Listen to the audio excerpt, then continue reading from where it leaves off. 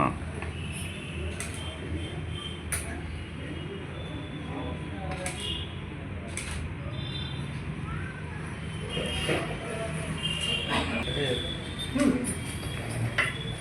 एक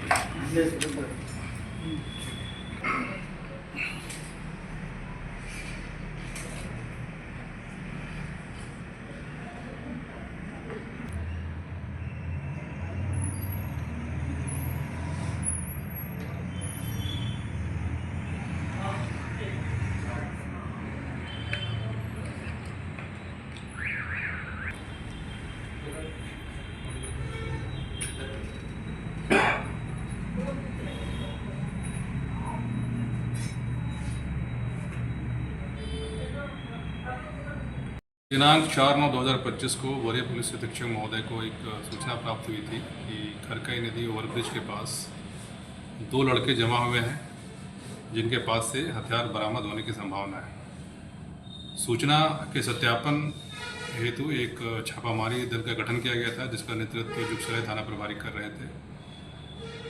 वहां जाने के बाद जब इन दोनों से पूछताछ की गई तो इनके द्वारा कोई भी संतोषजनक जवाब नहीं दिया गया और जब इनका बॉडी सर्च किया गया तो उनके पोजीशन से, दोनों के पोजीशन से, एक का नाम अभिषेक सिंह है और दूसरा गणेश रजक है, दोनों के पोजीशन से एक पिस्टल और 2 जिंदा गोली अभिषेक सिंह के पास से मिला है और दूसरा गणेश रजक के पास से एक पिस्टल और एक जिंदा गोली प्राप्त हुआ है जिसका सीजर बनाया गया और एक एप्पल कंपनी का मोबाइल भी है।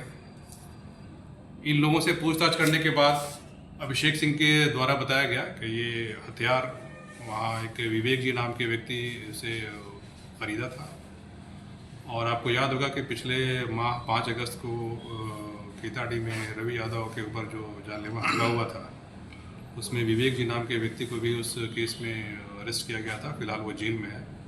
तो हम लोग अभी विवेक जी को भी इस केस में रिमांड करेंगे और पूछताछ करेंगे कि हथियार का सप्लाई आखिर वो कहाँ से लाया था। ये बात तो अभिषेक सिंह ने स्वीकार किया है कि उसने हथियार खरीदा था उससे, लेकिन पुलिस रिमांड में लेने के बाद ही पता चल पाएगा कि वो हथियार कहाँ से लाया है।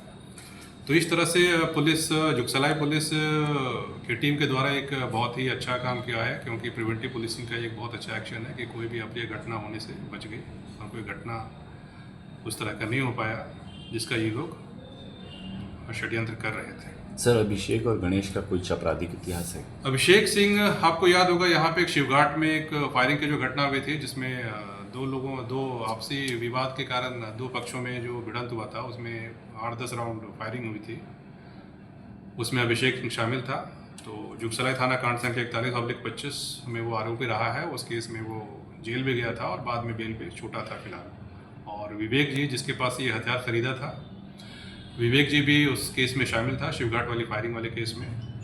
तो अब हम लोग विवेक को पुलिस रिमांड में लेकर हथियार के सप्लाई चेन को जानने की कोशिश करेंगे कि ये लोग आखिर हथियार कहाँ से लाते हैं। सर, जब गिरफ्तारी हुई तो कुछ मंसूबे पर पता चला कि क्या मंसूबा था इन लोगों का? अभी हम लोग पुलिस रिमांड लेकर पूछताछ करेंगे, तभी हमें विस्तृत जानकारी मिल पाएगी कि आखिर इनका क्या प्लान था, क्या ये करना चाह रहे थे। दोनों लड़कों का फैमिली बैकग्राउंड